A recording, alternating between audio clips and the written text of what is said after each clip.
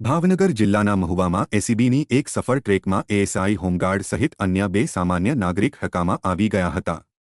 ફરિયાદીએ HDFC બેંકની લીધેલી લોનના હપ્તા નહીં ભરપાઈ કરતા નોટિસ ફરિયાદી અને પોલીસ સ્ટેશનમાં ગઈ હતી ત્યારે એએસઆઈ અશોકભાઈ ડેર દ્વારા તેમનું વોરંટ નીકળ્યું હોવાથી તેવું નહીં કરવા માટે 50,000ની માંગણી કરાઈ હતી।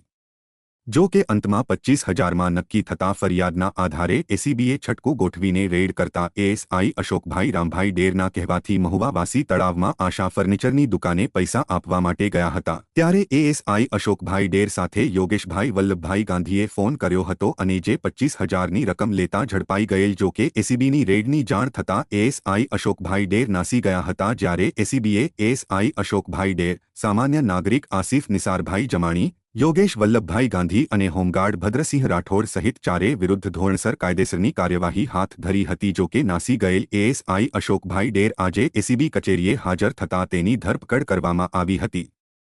જો કે એવું બિનસત્તાવાર જાણવા મળ્યું છે કે એએસઆઈ અશોકભાઈ ડેરે જામીન મેળવવા માટે મથામણ કરી હતી। કોર્ટમાંથી જામીન નહીં મળતા તેઓ એસીબી કચેરીએ હાજર થયા હતા।